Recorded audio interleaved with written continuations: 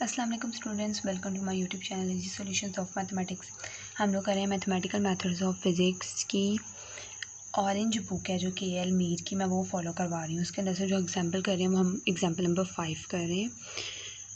मैंने फोर तक पीछे से सारे मैंने चैप्टर के टॉपिक्स कवर करवा दी हैं। मैं एग्जांपल नंबर 5 करवाने लगी, जो है on what curves can the functional, ये फंक्शनल हमें दिया हुआ है I with end point conditions y of 0 is equal to 0, y of pi by 2 is equal to 1 be extremised. अभी तक जितने भी एग्जांपल किए उनमें से सबसे ये वाली एग्जांपल है जिसमें हमें उन्होंने बाउंड्री कंडीशंस भी दे दी हैं। तो अब हमने क्वेश्चन को सॉल्व करना स्टार्ट करना है। सबसे पहले हम लोग वही देखेंगे, हम लोग देखेंगे हमारे पास फंक्शनल क्या है। फंक्शनल हमारे पास ये हमारे पास फंक्शनल है। अब देखें, इस क्वेश्चन को आप लोगों ने याद रख लेना है कि y dash square minus y square जहाँ पे भी आएगा वहाँ पे आपने नहीं देखना डिपेंडेंस ऑफ वाई को, नहीं देखना डिपेंडेंस ऑफ एक्स को। इसमें केसेस यूज़ नहीं होंगे। सिंपल ऑयलर लैग्रांज इक्वेशन पूरी की पूरी लगेगी इसके अंदर।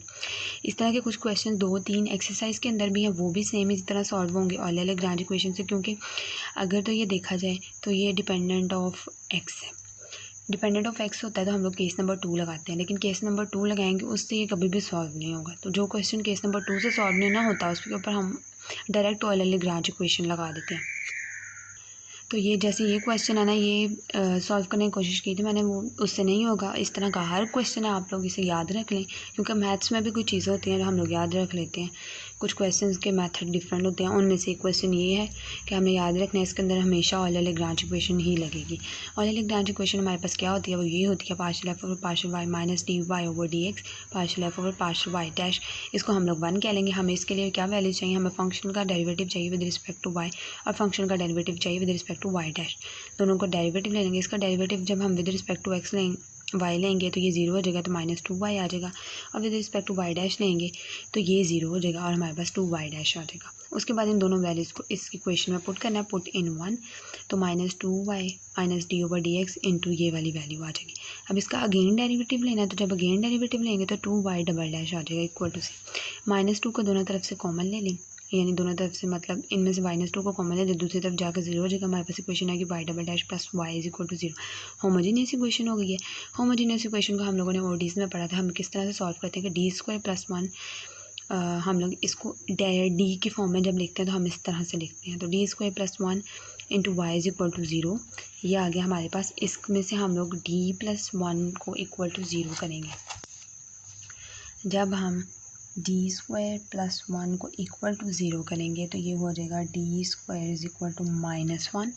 तो जब इसका हम लोग लेंगे अंडर रूट दोनों तरफ, तो हमारे पास प्लस माइनस अयोटा आ जाएगा।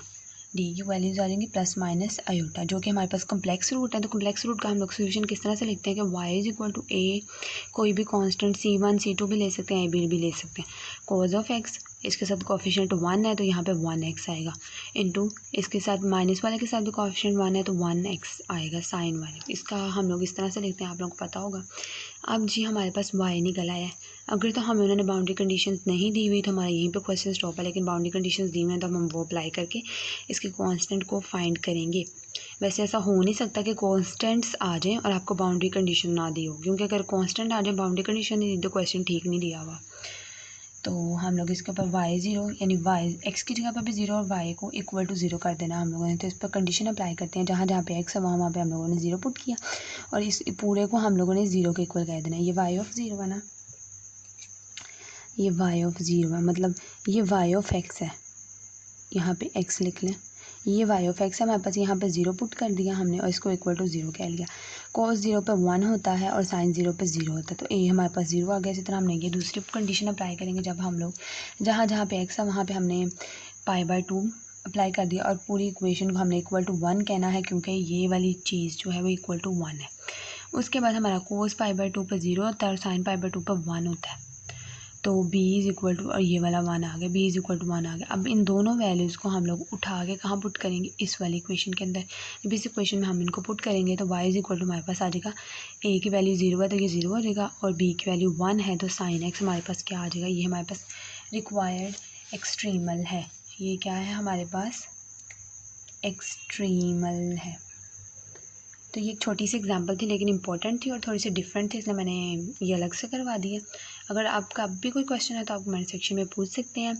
میری ویڈیو کیسی لگی اس کا فیڈ بیک لاسٹ میں کمنٹس میں دیا کریں. اور ویڈیو پسند آئے تو پلیز لائک کر کے اپریشیٹ ضرور کیا کریں. میرا چینل سبسکرائب نہیں کیا تو پلیز میرے چینل کو سبسکرائب کر دیں.